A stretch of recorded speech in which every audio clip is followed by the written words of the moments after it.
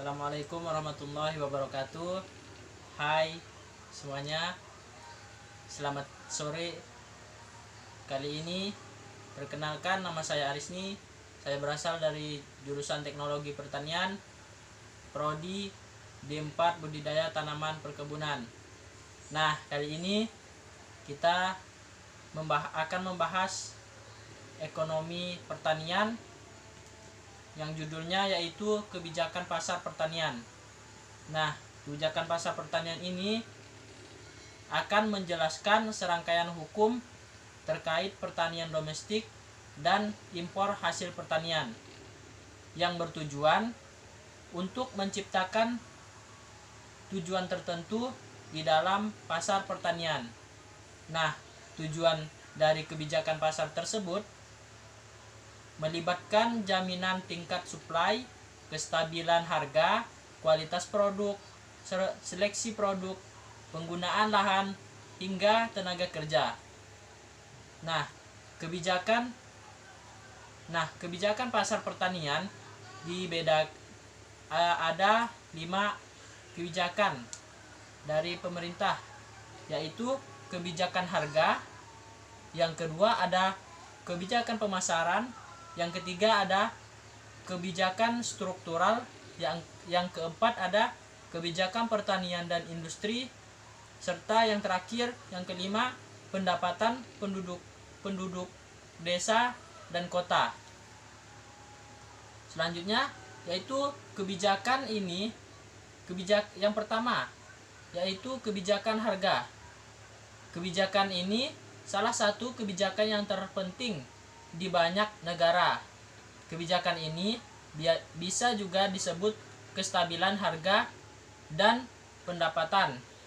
Nah, kebijakan harga ini bertujuan agar dapat mengadakan kestabilan harga, sedangkan dari segi pendapatan bertujuan agar pendapatan petani tidak terlalu berfluktuasi dari musim ke musim dan dari tahun ke tahun. Nah, kebijakan harga ini digunakan untuk mencapai 3 hal. Yang pertama, kestabilan harga hasil pertanian, terutama ada pada tingkat petani. Yang kedua, yaitu meningkatkan pendapatan petani. Yang ketiga, memberikan arah dan petunjuk pada jumlah produksi. Nah, yang kedua yaitu kebijakan pemasaran.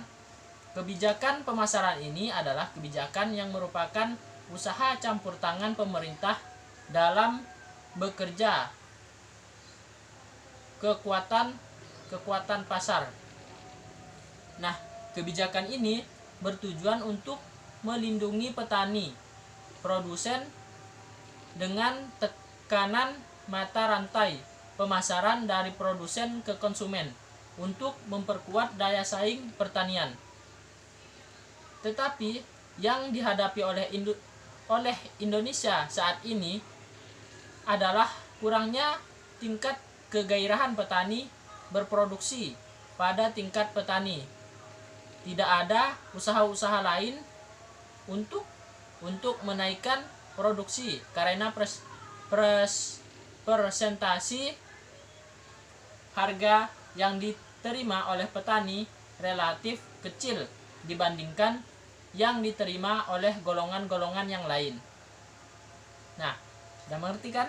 Nah, lanjut ke pembahasan yang selanjutnya, yaitu yang ketiga, kebijakan struktural. Nah, kebijakan ini bermaksud untuk memperbaiki struktur produksi. Nah, misalnya pemilik tanah, pengenalan dan penguasaan alat-alat mesin pertanian yang baru dan perbaikan sarana dan prasarana fisik maupun sosial. Yang selanjutnya, kebijakan struktural ini hanya dapat terlaksana dengan kerjasama yang erat bersama lembaga pemerintah. Nah, jelas sekali kan, untuk pertanian ini harus ada keterkaitan antara pemerintah dan si produksi. Lanjut, kebijakan pertanian dan industri. Perbedaan pokok pertanian dan industri yaitu: 1. Produksi pertanian kurang pasti dan risiko besar karena tergantung pada alam yang kebanyakannya di luar kekuasaan manusia untuk mengontrol. Sedangkan industri tidak demikian. Pertanian memproduksi bahan-bahan makanan pokok dan bahan-bahan mentah yang dengan kemajuan ekonomi dan kenaikan tingkat hidup manusia, permintaannya tidak akan naik seperti pada permintaan atas barang-barang industri. Nah, yang ketiga, pertanian adalah bidang usaha di mana tidak hanya faktor-faktor ekonomi saja yang menentukan, tetapi juga faktor-faktor sosiologi, kebiasaan, dan lain-lain memegang peran penting. Sedangkan industri bersifat lebih luas. Nah, dari pernyataan ketiga ciri khas pertanian ini, nampak kan dalam teori ekonomi sebagai perbedaan dalam respon pertanian dan penawaran atas perubahan-perubahan harga. Elastisitas harga atas permintaan hasil-hasil pertanian jauh lebih kecil dari pada hasil industri.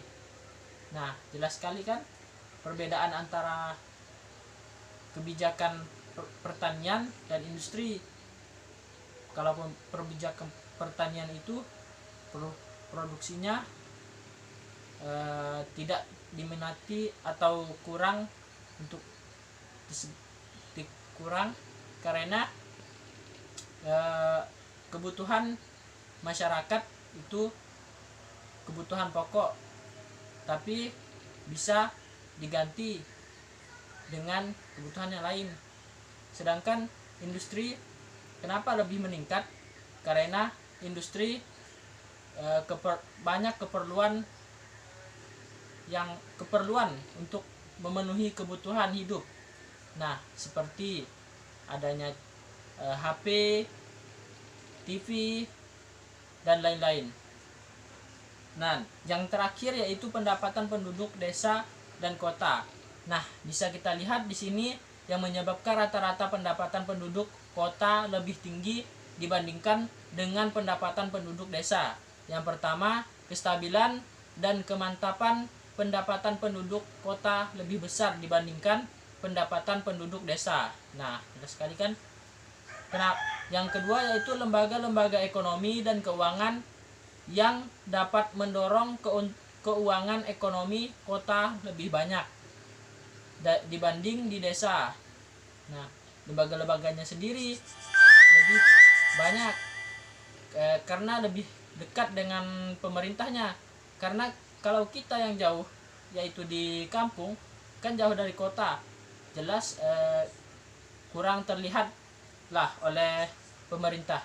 Yang ketiga itu lebih banyak fasilitas pendidikan dan kesehatan di kota yang memungkinkan rata-rata produktivitas tenaga kerja di kota lebih tinggi. Nah, benar kan? Di desa kan hanya sedikit tenaga kesehatan dan tenaga pendidik itu masih kurang diperhatikan. Nah, upaya yang dapat dilakukan untuk mengurangi perbedaan pendapat ini adalah dengan menambah persediaan modal di desa serta mengurangi jumlah tenaga kerja di pedesaan dan diserap bagi lapangan industri di kota-kota. Nah, itu salah satu cara untuk mengurangi pengangguran yang ada di desa. Ya, dengan lebih banyaknya investasi di desa, misal dalam pengadaan alat-alat pertanian yang lebih modern dan pembangunan sarana dan prasarana fisik, irigasi, dan lain-lain. Nah, kalau yang untuk di desa, pemerintah seharusnya memberikan modal atau alat-alat untuk pertanian supaya dapat meningkatkan pertanian yang ada di desa serta sarana dan prasarana yang ada di desa tersebut. Sekian dulu dari saya, kurang lebihnya saya mohon maaf. Wassalamualaikum warahmatullahi wabarakatuh.